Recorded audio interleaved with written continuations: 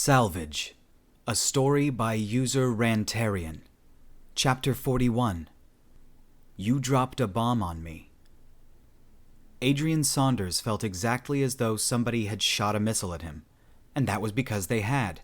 A dozen robo-slugs in a kind of armor that Adrienne had never seen before, carrying weapons that reminded him uncomfortably of Earth. They'd been heading for the warehouse where Asket was speaking with Jen, and they didn't look like the friendly type. Neither did Jen, he thought, but that didn't matter right now, because although the missile hadn't hit him, a lot of shrapnel had. Shrapnel fucking hurt. Even through the adrenaline, it hurt like hell. He wasn't dead, though, so that was a silver lining, even if his left arm was broken and torn. He was in trouble, though, and he knew it. The armor these robo-slugs were wearing was clearly higher-spec stuff. When it moved, it had weight to it, and while that made it easy to hear them moving, it was not an encouraging fact, especially when the sound of their movements indicated a flanking maneuver.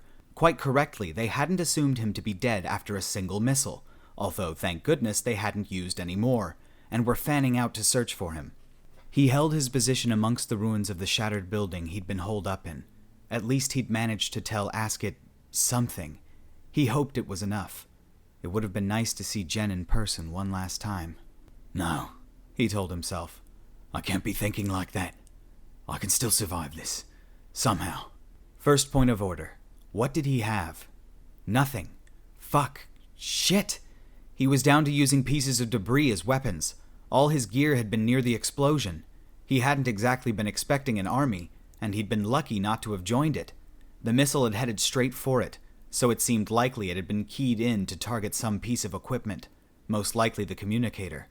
So if he had no equipment, he couldn't be targeted? It was a guess, and a hopeful one, and he didn't like to trust hopeful guesses. But given that they hadn't shot another one at him, it did seem likely.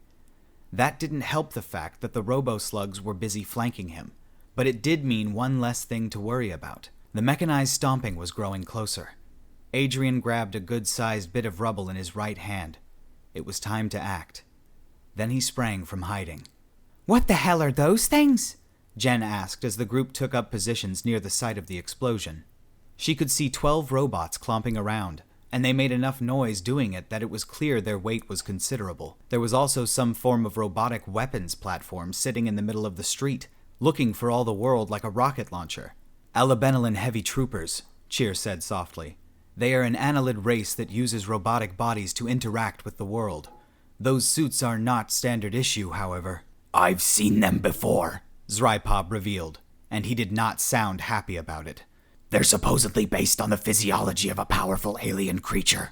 Expensive, but they can dominate a battlefield if you use them right. Jen glanced at them both. Are you telling me those things? She was interrupted by the sound of weapons fire, guttural screaming and violence, and quickly turned her gaze back to what was going on at the ruin. One of the robot things was down, with a bald and bloody human repeatedly slamming a rock into its fallen form until it stopped moving. He was pounding away at it with his right hand only. His whole left arm hung limp and useless at his side. The others were already converging on his location, and they weren't carrying standard pulse weaponry. Adrienne! She exclaimed despite herself, then looked desperately to the other two, all thoughts of vengeance gone. We can't let this happen.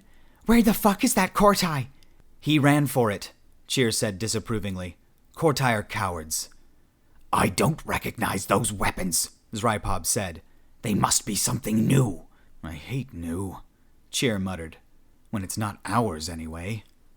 Spread out in advance, Jen told them. We don't know what those weapons will do, but they haven't shot him yet, so it's likely that they're close range. That looks like a rocket launcher, Cheer said. What if the ship... Jen cursed. Right, fuck. Dara, do you hear me? Dara answered nearly immediately. I hear you. I'm about ready to... Do not take off, Dara, Jen interrupted. They have a rocket launcher. What the hell is going on down there? Dara asked in bewilderment.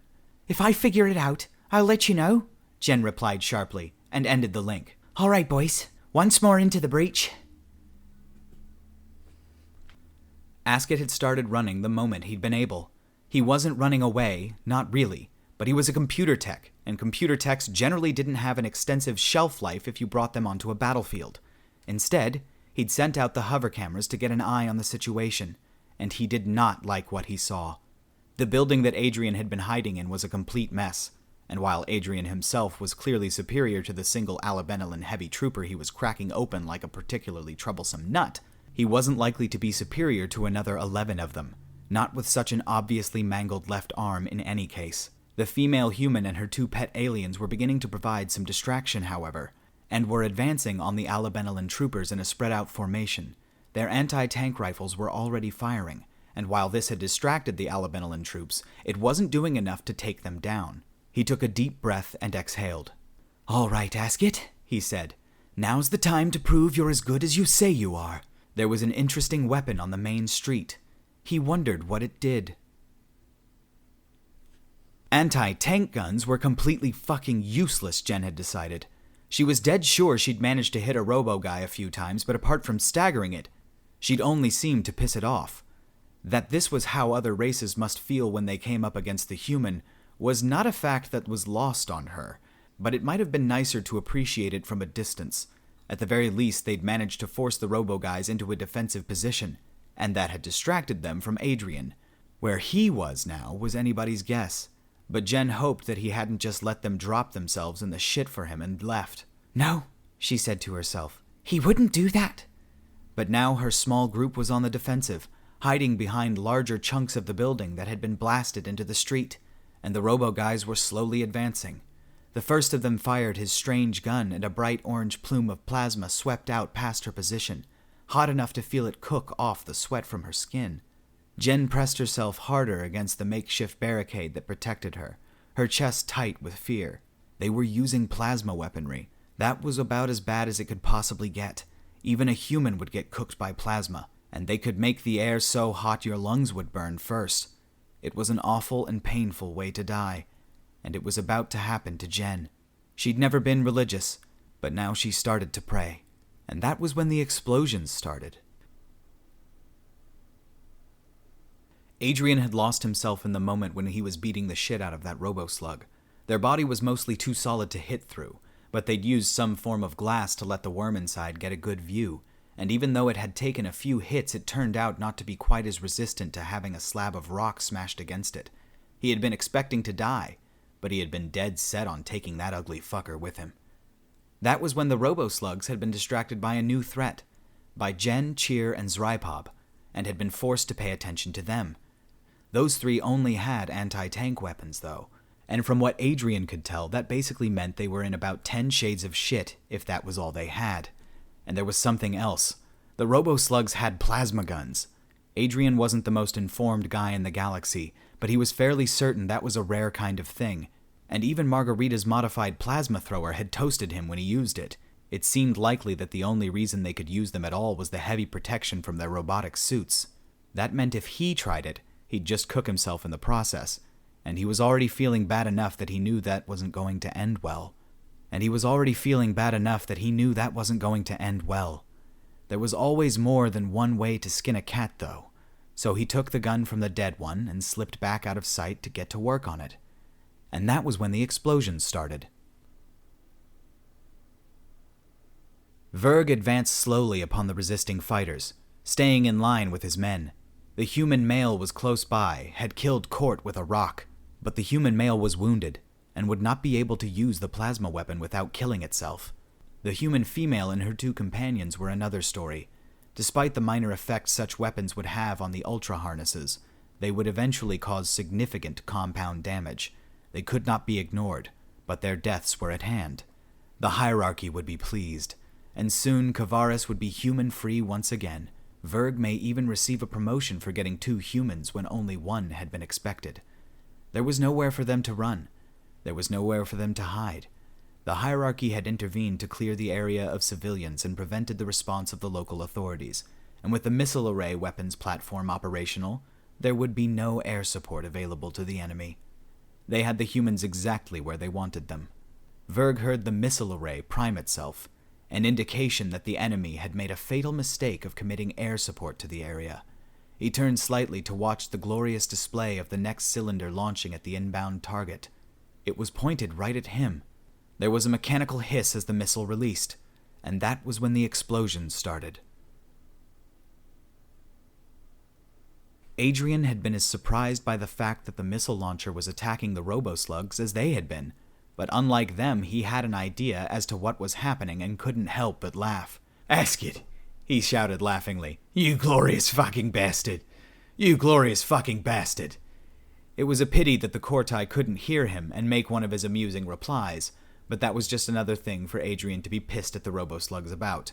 He finished filling the plasma-focused barrel with dust and grit from the broken building. The weapon was thoroughly broken now, so dangerously so, in fact it was pretty much a bomb. He grinned evilly to himself, set the weapon to prime, and flung it with all his might towards the remaining robo-slugs. Jen and company had shielded themselves from the deafening explosions by pressing themselves into cover provided by already exploded debris, and had waited for the wave of dust to sweep past them. There was enough dust in the air for her to choke on it, and she could hear the others gagging as well. That had the possibility of turning really bad if there were still robo-guys left, and she thought that she could hear them still moving over the ringing in her ears.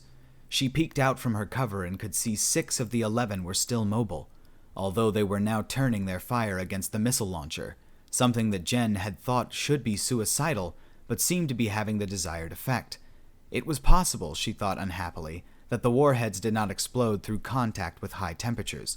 In that case, the robo-guys would soon be turning their attention back her way, and with Chiron's Rypop busy coughing up a lung, they weren't exactly going to be able to run for it. Her eyes flicked to movement behind the robo-guys, a small shape flying through the air and landing amongst them. She squinted.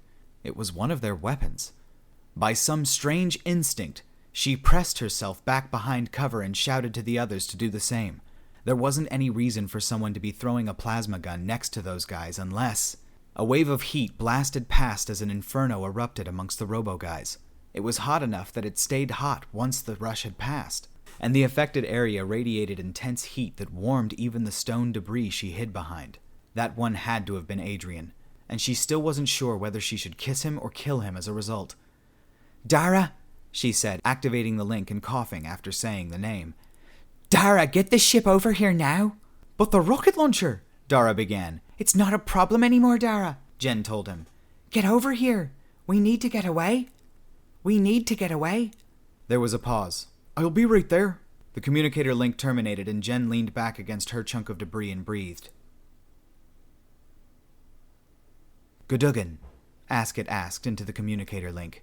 "Do you hear me?" Gudugan answered immediately. "I hear you, Askett. What's going on? There were explosions." "Something I've never seen before," Askett told her. "I think we should start running, Gudugan. How fast can you steal a ship?" "I have just stolen a ship," Gudugan replied. "The human pilot is quite upset with me. Suggestions?"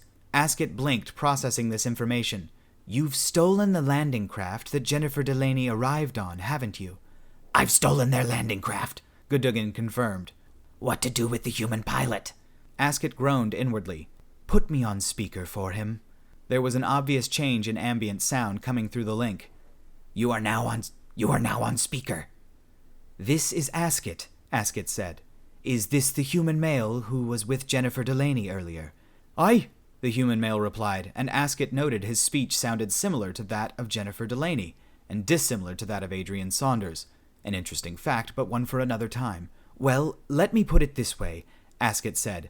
"We're commandeering your spacecraft, and even though you're a powerhouse of destructive fury, our boss is a bigger one, so you're better off coming quietly." There was an audible sigh. "Well, it wasn't like I didn't want to meet him anyway." "Good man," Askett told him. "Gudugan, I'm sending you my position. Swing past and grab me before you go get Adrienne." "I'll be there in a moment," Gudugan responded. "Get to the rooftop." Askett smiled to himself. "Already on my way."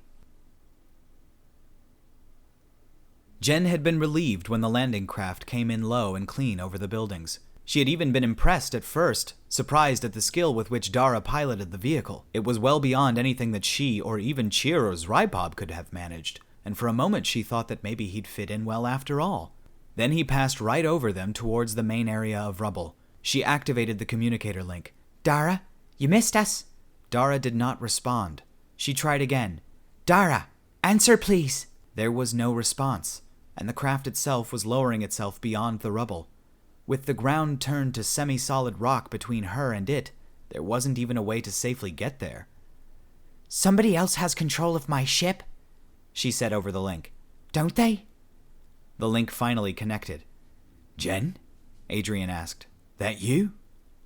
Jen froze for a moment, uncertain how to respond.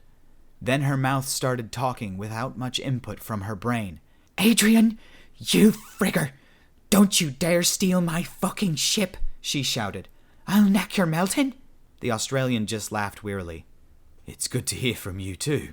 Adrienne, Jen started, not sure whether she was angry or not anymore. There had been something in his voice just then. I'm going to be borrowing your spacecraft. I figure you've probably got more up there on your cruiser, he continued. I'll drop your Irish boy there. He seems, like a decent sort. Maybe a little pale, though. Jen did not think this was how this conversation was supposed to go. She had envisioned it in person, with some screaming and Adrienne getting repeatedly punched in the face like he deserved. The way he was talking now made her feel cold inside. What are you doing, Adrienne? We have to go check something out, he said. I think it's important, but there's a chance we won't be able to come back. You don't need to go, Jen told him. Just come get us. No, he said firmly. I won't be doing that. They were both silent. Jen, he said after a moment. Yes? She asked. He said and hesitated. Nothing, just... Goodbye. The communicator link terminated from his end, and the landing craft began to rise. Jen held on to the debris for support as she watched it vanish under its cloak, her eyes wide and disbelieving. Then she sank to her knees and took deep, trembling breaths. She didn't want to hit him anymore.